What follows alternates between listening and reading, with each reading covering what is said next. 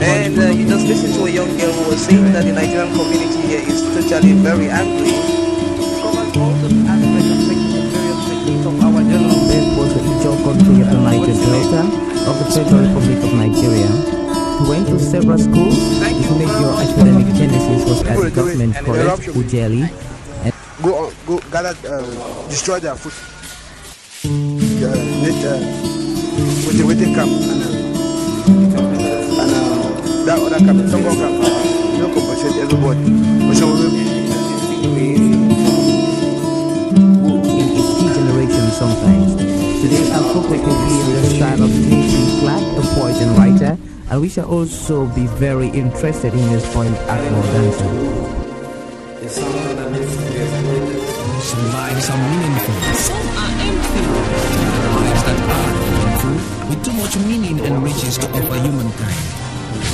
Long after some of these earthly adventures and no more, one can still find footprints of these great lives on the pavements of our contemporary lives. Good evening, you're welcome to the program Green Planet. Hello, welcome to People, Places and Events and to the African Center for Community and Development. I'm Arrey Ivo, and I shall be bringing you excerpts of the activities and presentations during the conference organized by African Center for Community and Development, Stylized, Fighting Poverty and Engaging Conservation Through Sounds 2010, as well as the Conference on Sustainable Strategies and Practices for Development 2010. I'm Sofie Meilvang, and I'm the Assistant Manager of Limbe Wildlife Center. And I've come here today to give you a brief introduction to the Limbe Wildlife Center and explain to you why we have a wildlife center here in Limbe. I'm very happy to be here. Unfortunately, I'll have to rush back to the wildlife center and I've done my presentation. I have to go back and make sure everything is okay there. So I hope you'll have a good day though. First, I'd like to read out to you what is the LWC, the Limbe Wildlife Center's mission. Our mission is to secure the ultimate survival of threatened or endangered species. The Limbe Wildlife Center focuses on conservation, education, to raise awareness and change attitudes towards Cameroon's unique wildlife. If I should give you a little bit of the history of Limbe Wildlife Center, tell you that the Limbe Wildlife Center, or Limbe Zoo, started in the 60s. It was not a good place to be an animal. The pictures you see up here is the pictures of the cages that used to keep the animals. The small one, you had a big mandrill sitting in that cage alone for more than 4 years. The other cage over there, you had chimpanzees. I don't know how much you know about animal behavior, but animals, and especially primates, need to be able to move around. They need to be in a group. Most of them live in groups and need to have a family to feel well. You sit in a little cage like that, that's terrible for a primate. They're very intelligent animals.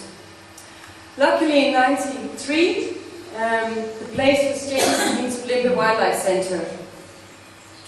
And there was a lot of changes.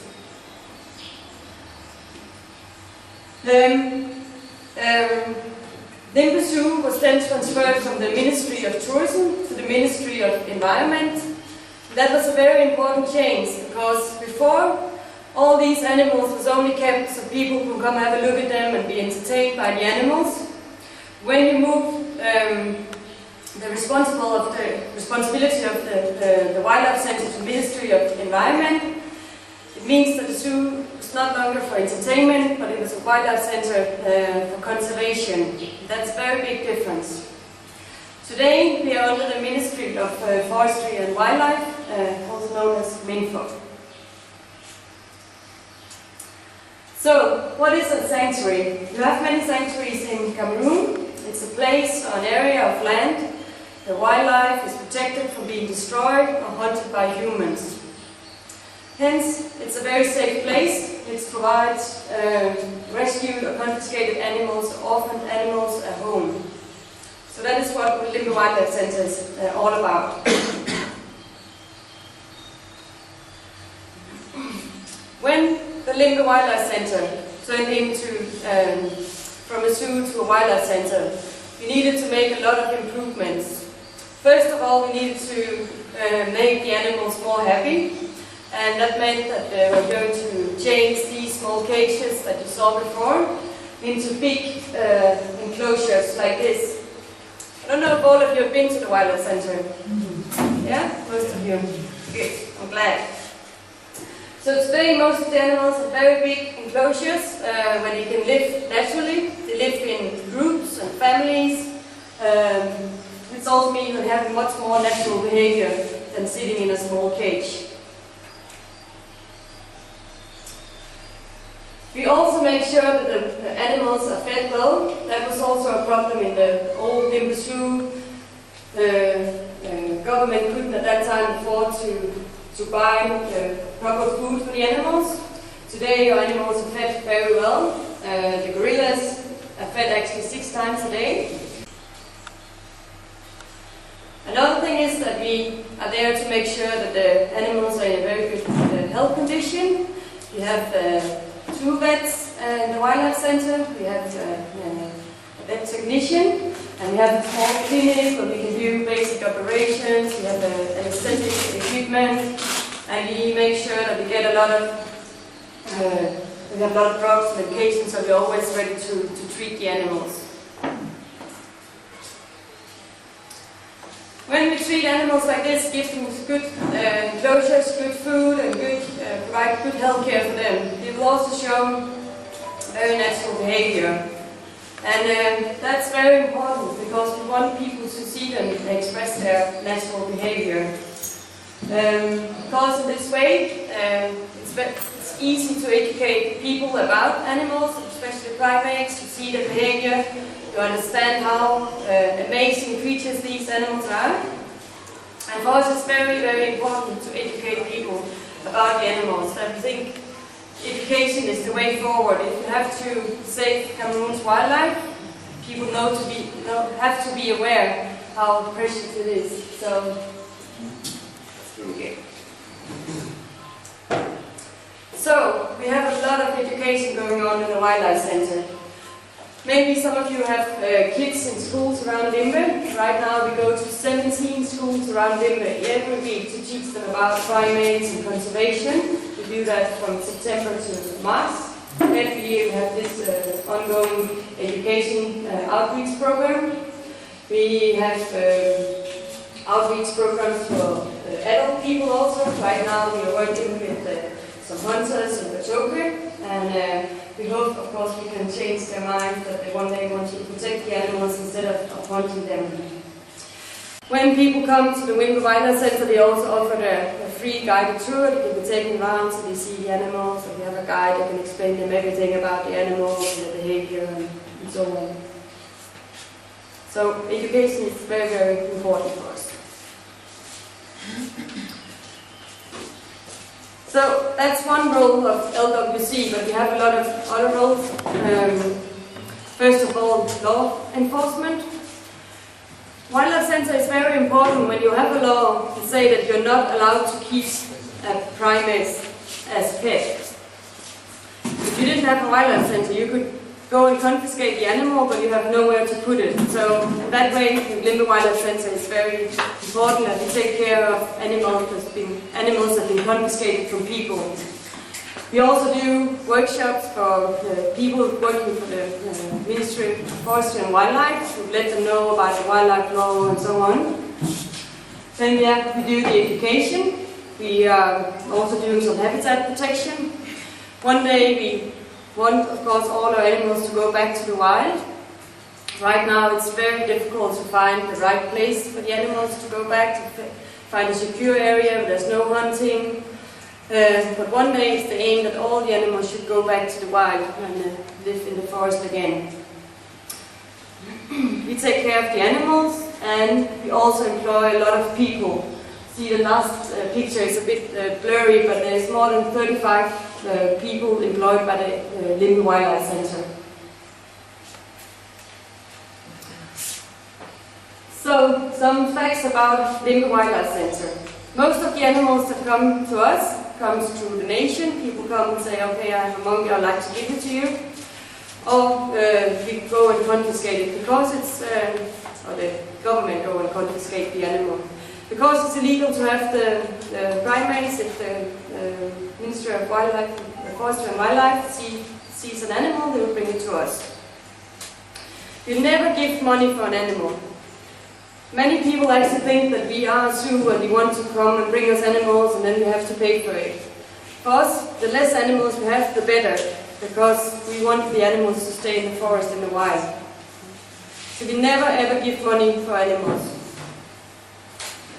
Most of the animals coming to us are living in the forest in a group, and the group has been killed by poachers, and then they are orphaned and they will come to us and we take care of them. So we get many babies that we have to take care and give milk, and a primate baby is just like a human baby. You have to sit with it and all night it'll scream and you bottom feed it, and it's a lot of work. But we are happy to do it. Today we have more than 200 animals in Limbe Wildlife Center. We have about 50 chimpanzees, 16 gorillas, 72 drills. I don't know if you all know the drill monkey, but it's a very special monkey that only lives in this part of Cameroon, and you find it also in Nigeria. It's very endangered. We have 14 mandrills, 34 grenons, small monkeys with colorful faces, 12 baboons. Then we have one big python, one bushbuck, and one blue diver, a small antelope. 4 tortoises, I think it's actually 5. And then we have a lot of African grey parrots. We are focusing on primates, but also sometimes we get other animals, and this year we actually received more than 1,000 parrots. It's been seized in Douala airport. They were about to be smuggled out of the country. So we're taking care of them. Most of them we released already, back to the forest. The 100 we have left now have very bad feathers, so we have to wait for their feathers to regrow before we can release them. Okay, this was my presentation. I don't know if any of you have some questions. I'm happy to answer. Yeah.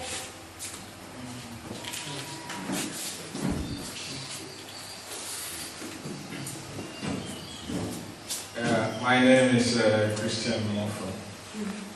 I want to congratulate you in the first place for a very eloquent presentation, but I still have a worry. In your presentation, you made mention of the Limbe Wildlife Center trying to raise awareness and try to change attitudes. I want to find out your assessment of how much awareness and how much change of attitude towards coaching and fetching of bush animals that your organization has been able to attain here. Thank you. It had any changes yet, we have seen any changes yet. That's very difficult to measure, I think. Mostly until now we've been working with children, and of course when you work with children it's kind of a long-term project to see changes, because that will only be when the children grow up. Hopefully they will not go hunting. I'm very happy right now we have the program with the Patoka hunters. What we do with the hunters, like we've been educating them and talking to them, and we are trying to get a lot of information about them and their life. Of course I understand that the hunters cannot from one day to the other change their life and go stop hunting, because they also need to live and their families need to live and they need to be able to send their children to school. But what we have done with the turkey hunters is right now we started training with them to keep poultry or pigs, and we are going to supply them some poultry and pigs, so we have some alternatives to the bushmeat. So, but we haven't had any research on how if we have changed people's attitude. It's very, very difficult to measure, but I understand why you're asking. Yeah. Do you have any feedbacks from the hunters? Yeah, we just started the training, so far it's really in the beginning of the program. It's a small pilot program. Yeah. Good morning once more. That presentation was very nice, but I have a worry. From your presentation, you said even though the Limbe Wildlife Center is taking care of those animals, there's this idea that in the future, maybe if you find some place safe enough, these animals will be released back into the wild. My worry here is the fact that living in the wild is some kind of an issue of survival. Okay, these animals, most of them come into the Limbe Wildlife Centers as babies. So I think that by the time they reach the age where they could be released back into the wild, that is, if some suitable place is found. If they go back to the wild, will they be able to feed themselves? Because they're already used to just sitting there the whole day and being cared for and given food and everything. So they lose their survival tactics. Are they ever going to be able to look for their own food? That's my question. But it's very clear that a lot of the animals would never go back to the forest simply because they're too used to humans. And it is a big problem that they never grow up in their families.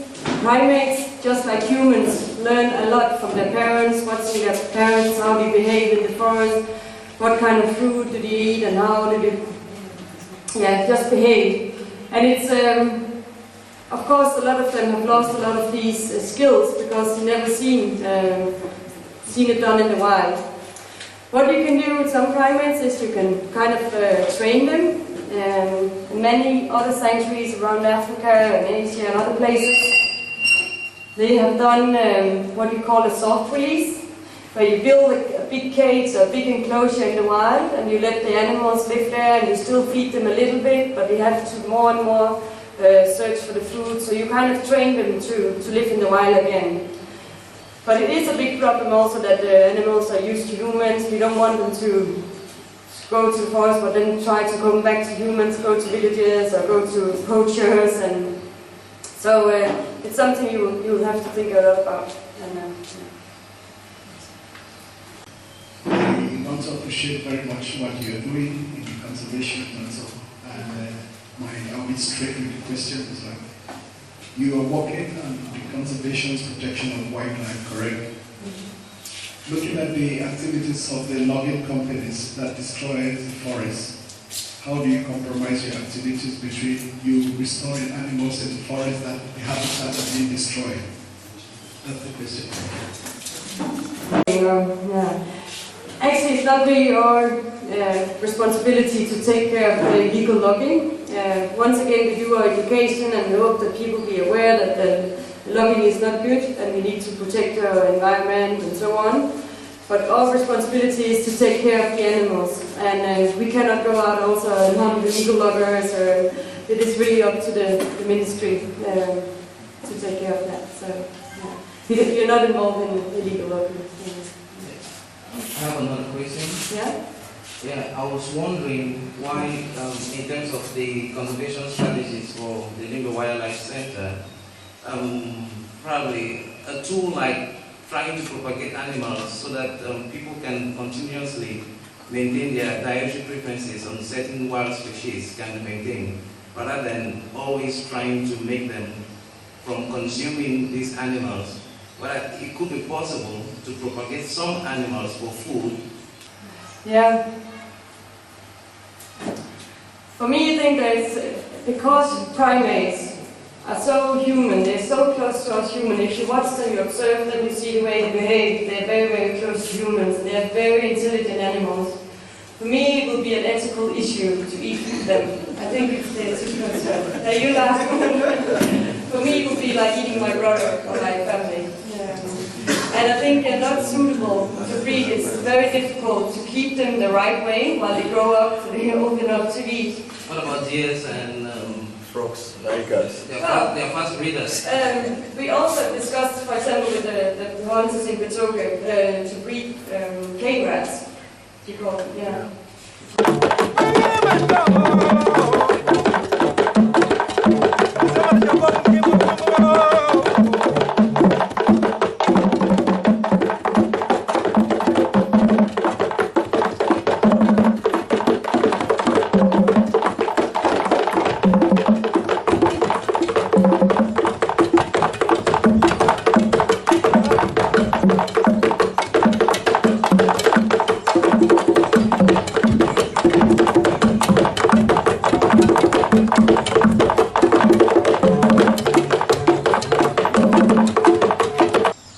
This has been Arrey Ivo for the African Center for Community and Development.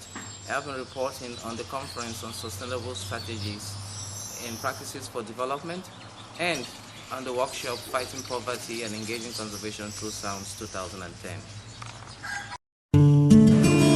Thank you very much. And you just listened to a young girl who was saying that the Nigerian community here is totally very angry. It covers all the aspects and various techniques of our development. That was the Ijaw country of the Niger Delta of the Federal Republic of Nigeria. He went to several schools. His major academic genesis was at the government college, Ujeli. Go gather, destroy their food. With the camp and that other camp, Tongo camp, you don't compensate everybody. In